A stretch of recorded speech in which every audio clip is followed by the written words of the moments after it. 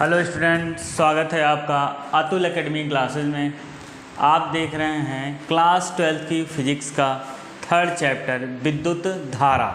आज का जो हमारा टॉपिक है हमारा आज का श्रेणी तथा पार्श्वक्रम। सेलों का श्रेणी तथा पार्श्वक्रम में मान लीजिए कई सेल हैं, उनको श्रेणी तथा पार्श्वक्रम में अगर जोड़ा जाता है तो रिज़ल्ट क्या निकलता है, तो उसका रिजल्टेंट कैसे निकालते हैं या परिमाणीय प्रतिरोध कैसे निकालते हैं।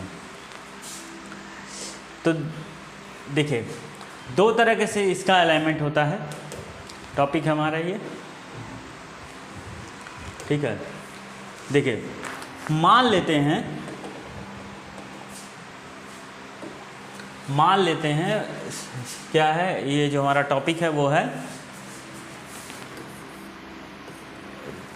ये देखिए एक चीज़ ध्यान रखिएगा, ये आपके सेलों का है, ये है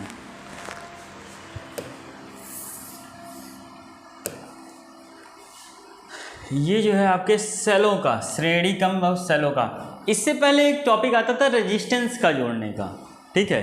तो सेलों का जो टॉपिक आता है यहाँ पे देखिएगा, जाहिर सी बात है सेल कैसे जुड़ते हैं, तो ये है सेलों का श्रेणी तथा पार्श्वक्रम, ठीक है। Combination of cell in parallel and series, ठीक है। तो ये काम आपको करना है। तो इसको जोड़ते कैसे हैं और विभवांतर कैसे निकालते हैं, तो जरा देखिएगा।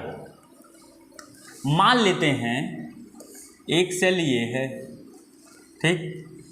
इसका निगेटिव, अगर कोई 2-3 सेल आपको जोड़ने हैं तो जरा ध्यान रखिएगा, इसका पॉजिटिव और इसका निगेटिव, ठीक। इसको जो है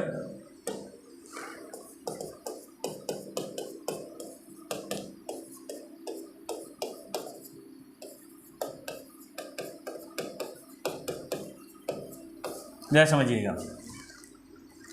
श्रेणी क्रम, इससे पहले हम लोगों ने एक जगह और पढ़ा था संधारित्र में हम लोगों ने पढ़ा था कि श्रेणी क्रम में कैसे जोड़ा जाता है और पार्श्व क्रम में जोड़ा जाता है। सेम वही यहाँ भी देखेंगे कैसे होगा।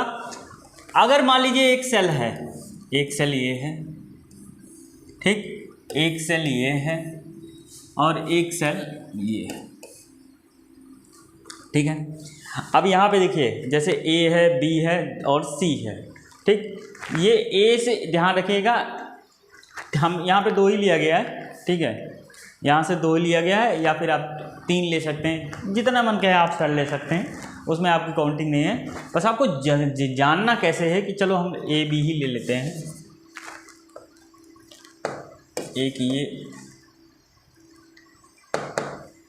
एक ए है, बी है, सी है, ठीक।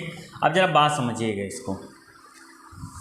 इसको जोड़ते कैसे हैं। जब आप रेजिस्टेंस को जोड़ते हैं, ये क्लास 10th में भी आपको पढ़ाया गया होगा। क्लास 10th में सेल नहीं था, क्लास 10th में आपको रेजिस्टेंस था, प्रतिरोध था जोड़ने के लिए। तो यहाँ पे ध्यान रखिएगा, ये सेलों का है। सेल मतलब होते हैं बैटरी, ठीक है। मान लेते हैं, तो इसको जोड़ते कैसे हैं। अगर इनको श्रेणी क्रम संयोजन में जोड़ना है, अगर इनको किस में जोड़ना है, श्रेणी क्रम में, तो श्रेणी क्रम में क्या होता है, जैसे ये पॉजिटिव हुआ, ये निगेटिव हुआ, ये पॉजिटिव हुआ, ये निगेटिव हुआ, ये पॉजिटिव हुआ, ये निगेटिव हुआ। तो करते ये हैं, रुक जाइए, हम इसमें 2 ही ले लेते हैं, तो बड़ा हो जाएगा, मतलब क्या रह जाएगा। आप इसमें कई जोड़ सकते हैं, इसमें कोई वो नहीं है, ठीक है। 2 लेते हैं। देखिए अगर हम एक सेल के निगेटिव को दूसरे सेल के किससे जोड़ दें, पॉजिटिव से, एक सेल के निगेटिव को दूसरे सेल के किससे जोड़ दें, पॉजिटिव से, तो यहाँ पे क्या होता है, क्या करना है, एक सेल के धनात्मक को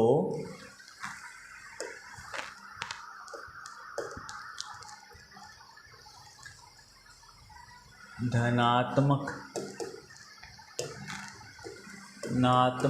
को दूसरे सेल के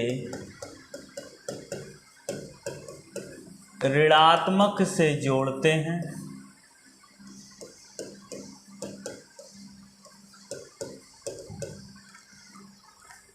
अर्थात विपरीत आवेशों की प्लेटों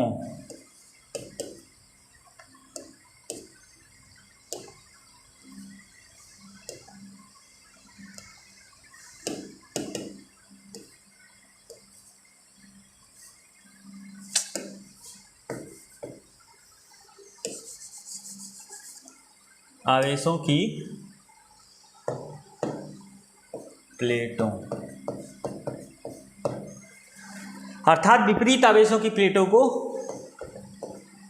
एक दूसरे से जोड़ा जाता है। ठीक, इसका मतलब ये है कि एक के पॉजिटिव से, यानी इसके पॉजिटिव से, ये जो आपका है, आपका ये है, एक सेल के पॉजिटिव सिरे को दूसरे सेल के अगर निगेटिव सिरे से जोड़ते हैं तो इस तरह के कॉम्बिनेशन को, इस तरह के जोड़ को, या इस तरह के युग्मन को हम लोग, इस तरह के संयोजन को कैसे, विपरीत आवेशों की प्लेट को एक दूसरे से जोड़ा जाता है। तो इस प्रकार के संयोजन को कहा जाता है श्रेणी क्रम संयोजन। श्रेणी क्रम संयोजन, जरा बात समझिएगा। अगर आप एक प्लेट के, अगर आप क्या करते हैं, एक प्लेट के, जैसे एक पॉजिटिव है, इसका निगेटिव है, तो इसका पॉजिटिव, इसका निगेटिव, तो विपरीत आवेश देखिए, अगर ये निगेटिव है तो इसका किससे जुड़ेगा, पॉजिटिव से। अगर ये पॉजिटिव है तो इसके आगे अगर कोई प्लेट होती तो किससे जुड़ता, निगेटिव से। तो अगर आपके विपरीत आवेशों की प्लेट एक दूसरे से जुड़ेगी, अगर इस तरह से कॉम्बिनेशन बनाया जाए कि एक प्लेट का निगेटिव दूसरे प्लेट के पॉजिटिव के साथ जुड़ रहा हो, तो इस तरह का जो संयोजन होगा वो हमें क्या कहलाएगा, वे हमें श्रेणी क्रम संयोजन कहा जाएगा। वो क्या कहलाएगा, श्रेणी क्रम संयोजन। इसमें क्या होता है, विपरीत आवेशों की प्लेट एक दूसरे से क्या होती हैं, जुड़ा होता है। ठीक, तो जाहिर सी बात है पॉजिटिव निगेटिव प्लेट होती है, तो विपरीत आवेशों की प्लेट जुड़ी होती है। जबकि अगर आप यहाँ पे देखेंगे, इस तरह देख लीजिए, आपका श्रेणी क्रम ये है, मुझे आपके बताया गया, ये है आपका श्रेणी क्रम संयोजन। श्रेणी क्रम संयोजन आपका ये है। अब होता ये है कि देखिए, इसका विभवांतर V1 हो जाएगा, इसका V2 हो जाएगा मान लेते हैं, तो इनके विभवांतर में अंतर कितना होगा। तो हम लोगों ने पढ़ा है, क्या पढ़ा है भैया, देखिए, बाह्य प्रतिरोध को छोड़ दें, अगर बाह्य प्रतिरोध यहाँ पे, क्योंकि बाह्य प्रतिरोध तो कोई अभी लगा नहीं है, ठीक, तो बाह्य प्रतिरोध अगर नहीं लगा है तो इसमें वोल्टेज कितना आ जाएगा, टोटल वोल्टेज कितना आएगा। देखिए, इससे पहले हम लोगों ने पढ़ा था, टोटल वोल्टेज कितना आ जाएगा, टोटल वोल्टेज यानी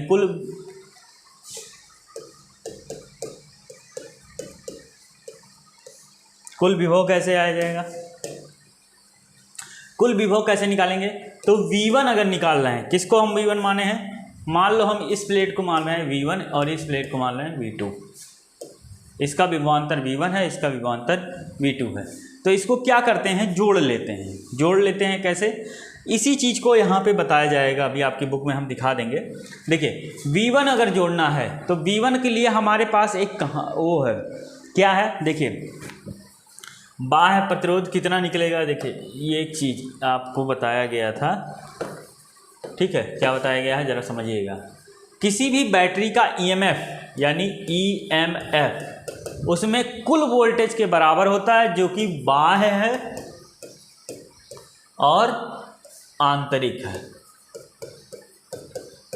ठीक, और ये चीज़ें हमने पिछले वीडियो में की थी, जब हम EMF निकाल रहे थे। हम लोगों ने पढ़ा था, 4 टॉपिक पढ़ा था उसमें, टर्मिनल वोल्टेज, EMF, आंतरिक प्रतिरोध और बाह्य प्रतिरोध।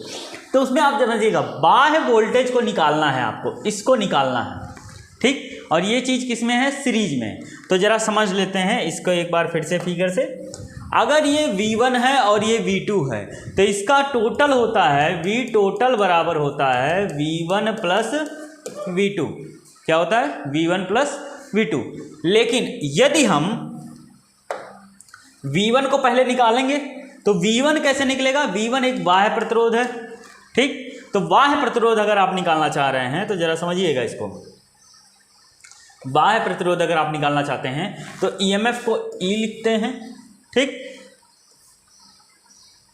बराबर ये बाह्य प्रतिरोध को V लिख दिया, आंतरिक प्रतिरोध बराबर V बराबर I, और स्मॉल r लिखे थे, ये आंतरिक प्रतिरोध है, आंतरिक प्रतिरोध, ये क्या है आंतरिक प्रतिरोध। तो जरा यहां देखिएगा V बाह्य बराबर हो जाएगा प्लस IR, ठीक। अगर आपको ये वोल्टेज निकालनी है, ठीक, तो इस वोल्टेज को यहीं रखिए, इस वाले को किधर ले जाएंगे, इस साइड। तो यानी V बराबर यहां से हो जाएगा E माइनस IR, ये क्या हो जाएगा V माइनस IR। कुछ बच्चों को अगर ये थोड़ा सा जब इधर से इस साइड ले आते हैं तो बायो के खासकर बच्चे थोड़ा सा डिस्टर्ब हो जाते हैं, लेकिन ऐसा नहीं है, फिर से मैं करके दिखा दे रहा हूँ आपको। इसको V को यहीं पे रखे हैं, इसको ले गए हैं इस साइड, तो ये जो है ये चला जाएगा जब इस साइड, ये जाएगा इस साइड, तो यहाँ से क्या हो जाएगा, यहाँ प्लस है तो यहाँ आ जाएगा क्या माइनस। तो ये आपका जो है आया। अगर आप यहाँ V1 मानते हैं, अगर आप यहाँ V1 मानते हैं, जरा समझिएगा, अगर आप V1 मानते हैं तो इस बैटरी का EMF E1, और अगर इसको V2 मानते हैं तो इस बैटरी का क्या हो जाएगा EMF। तो अगर आप देखें क्या निकालें, V1 निकला है तो E1, ठीक, ऐसे ही क्या निकलेगा V2 E2 माइनस IR, ठीक। अब देखिए अगर आपको इक्विवेलेंट निकालना है, V इक्विवेलेंट यानी परिमाणीय, टोटल जिसे आप कहते हैं, तो ये हो जाएगा V1 प्लस V2, ठीक। अब यहाँ से अगर आप जोड़ें तो ये एक ब्रैकेट में आ जाएगा E1 प्लस E2, ठीक, माइनस कॉमन लेंगे तो ये हो जाएगा IR1, ठीक।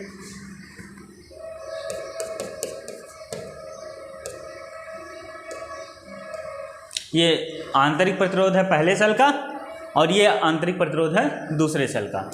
तो ये जो आपका कॉम्बिनेशन आएगा, इस तरह के कॉम्बिनेशन को हम लोग क्या कहेंगे, सीरीज कॉम्बिनेशन। इसे क्या कहेंगे, श्रेणी क्रम संयोजन। इसे क्या कहा जाएगा, श्रेणी क्रम संयोजन। देख सकते हैं आप यहाँ पे,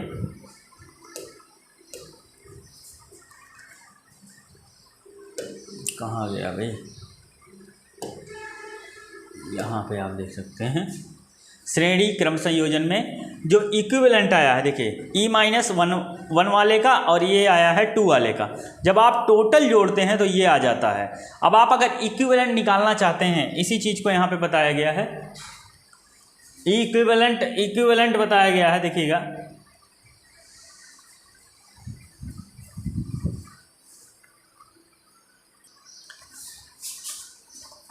तो यहाँ पे आप देखेंगे कि आपका जो V1 और V2 था, V1 क्या था माइनस IR1, ठीक, और V2 क्या था प्लस, इसको जोड़ लीजिए, V2 की वैल्यू कितनी थी F, अरे यार क्या हो रहा है 1, यहाँ देखिए, और यहाँ से हो जाएगा IR2। ये आंतरिक प्रतिरोध था, ये EMF था। अब जरा इसको सॉल्व करते हैं तो क्या हो जाएगा, जो देखिए इसको कॉमन कर देते हैं प्लस E2, और यहाँ से माइनस कॉमन ले लेंगे, I कॉमन ले लेते हैं तो ये हो जाएगा R1 प्लस R2। ये ये आंतरिक प्रतिरोध है ये, तो यहाँ से आ जाएगा आपका V। तो टोटल V इक्विवेलेंट बराबर, देखिए अब यहाँ से 2 चीज़ें समझ में आई आपको, जितने सेल आप लेंगे, जितने भी बैटरी के सेल आप लेंगे, जितने भी आपके सेल जुड़े हुए होंगे, जैसे आपका 1 सेल जुड़ा है, 2 सेल जुड़ा है, 3 सेल जुड़ा है, 4 सेल जुड़ा है, ठीक। अगर इस तरह से अगर सेल जुड़े हुए हैं तो इसको लिखेंगे V1, इसको लिखेंगे V2, इसको लिखेंगे V3, इसको लिखेंगे V4, ठीक। इसका EMF E4, इसका EMF E3, इसका EMF E2 इसका EMF E1।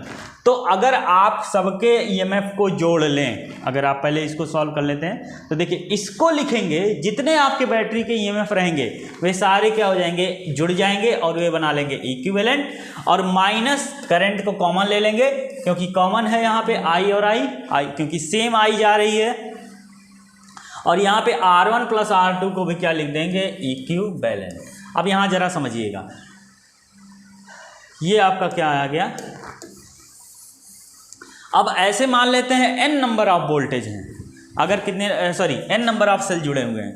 कितने सेल जुड़े हुए हैं, n नंबर के कई सेल जुड़े हुए हैं, ठीक है। जैसे इसके केस में देखिए आपके कई सेल जुड़े हैं, 4 सेल जुड़े हैं, तो चारों सेल का EMF यानी E टोटल बराबर या E इक्विवेलेंट बराबर परिमाणी, जिसे आप लिखते हैं। इक्विवेलेंट को एक चीज़ और लिखा जाता है, क्या लिखा जाता है, परिमाणी। तो जरा यहाँ देखिएगा, ये आप उसके हिसाब से देखिए, जितना लिया गया था सबका योग, यानी यहाँ पे क्या हो जाएगा, E1 plus E2 plus E3 plus E4, ये चारों जुड़ जाएंगे। प्लस देखिए यहाँ पे अगर मान लेते हैं यहाँ इसको बैटरी से जोड़ा गया है, अगर मान लीजिए इसमें करंट जा रही है तो I करंट अगर जाएगी तो देखिए यहाँ भी आई जाएगी, यहाँ भी आई जाएगी, यहाँ भी आई जाएगी, यहाँ भी आई जाएगी। तो अगर हर जगह पे सेम समान करंट बह रही है तो इसका मतलब है I कॉमन हो जाएगा सारी जगह का। बस इसका क्या होगा, रेजिस्टेंस अलग अलग होगा। रेजिस्टेंस हो जाएगा R1 R2 R3 R4, ठीक। तो अगर आपका सेल सीरीज में जुड़ा है या श्रेणी में जुड़ा है तो V इक्विवेलेंट बराबर यहाँ से हो जाएगा, यहाँ पे देखिए 4 है तो चारों का योग कर लेंगे, यानी E equivalent minus I R equivalent. ये जो आपको आया है इसे कहते हैं श्रेणी क्रम संयोजन। क्या चीज़ है, सेलों का श्रेणी क्रम संयोजन। आप यहाँ भी देख सकते हैं, चाहे आप 2 ले लीजिए, चाहे n नंबर तक का ले लीजिए, कोई दिक्कत नहीं है, ठीक है। तो अगर हम लेते हैं इसका n नंबर तक का बना लेते हैं, तो मान लीजिए, माना एक क्वेश्चन और कर लेते हैं। क्वेश्चन क्या कर लेते हैं, एक उसी का आगे, माना n नंबर के n संख्या के सेल जुड़े हों, ठीक। n संख्या के सेल जुड़े हों तो देखिए यहाँ पे क्या हो जाएगा, V इक्विवेलेंट बराबर समेसन लगा देते हैं, कोई प्रॉब्लम नहीं आए। I क्योंकि चीज़ें जुड़ रही हैं, EMF है, ध्यान रखिएगा, EMF है। I कहाँ से जाएगा, 1 से लेकर के n तक, प्लस ये I करंट है, ये I इस समेसन का इंडिकेटर है, और यहाँ से हो जाएगा समेसन RI, ठीक है, R बराबर 1 से लेकर के n तक। ये जो आया है ये सब किसके लिए आया है, अगर n नंबर के सेल जुड़े हों, किसमें, श्रृंखला में जुड़े, n संख्या के सेलों का श्रेणी क्रम संयोजन। तो जब भी आपका श्रेणी क्रम संयोजन में जुड़ेगा तो आप सिंपली क्या करेंगे, उसके EMF को जोड़ लेंगे। और सॉरी यहाँ पे एक चीज़ ध्यान से गलत, यहाँ पे आपका माइनस होना चाहिए, यहाँ पे क्या होगा, माइनस, क्योंकि EMF में से, टोटल EMF में से अगर आप आंतरिक को घटा लेंगे तभी तो आपको बाह्य मिलेगा। बाह्य बराबर देखिए, टोटल EMF बराबर होता है V बाह्य प्लस V आंतरिक। तो हमें बाह्य वाला ही निकालना है, तो इसको इधर ले आते हैं, तो V बाह्य बराबर EMF माइनस V आंतरिक, ठीक है। तो ये आपका निकल के आया है श्रेणी क्रम संयोजन। अब हम अगले वीडियो में इसको करने वाले हैं पार्श्व क्रम संयोजन, यानी सेलों का पार्श्व क्रम संयोजन। तो इसको एक बार देख लीजिए आप लोग कैसे हुआ है। ये आपके सेल थे, ये आपके कई ढेर सारे सेल थे, ठीक है। इसके लिए फिगर बना रहे हैं, तो इसके लिए फिगर क्या था, ये था, ठीक। ये V1 हो गया, यहाँ पे हो गया V2, EMF इसका E1 E2, ठीक या ठीक। तो टोटल कितना निकल के आएगा, V इक्विवेलेंट यहाँ निकल के आएगा, कितना निकल के आएगा इतना। ये देखिए ये पॉजिटिव इसका निगेटिव से, इसका पॉजिटिव और इसका निगेटिव से। तो अगर ऐसे सेलों का संयोजन होता है तो आप क्या कहते हैं, ये श्रेणी क्रम संयोजन है, और श्रेणी क्रम संयोजन को इस तरह से आप निरूपित करते हैं। तो इसका जो रिजल्टेंट आता है वो ये आता है।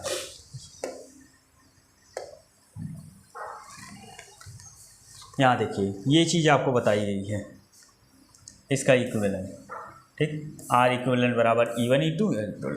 अगला जो हमारा टॉपिक होगा वो होगा सेलों का पार्श्व क्रम संयोजन। तो मिलते हैं अगले वीडियो में, पढ़ते रहिए, रिवीजन सबसे ज़्यादा इम्पॉर्टेंट है, रिवीजन करते रहिए और आराम से पढ़ते रहिए।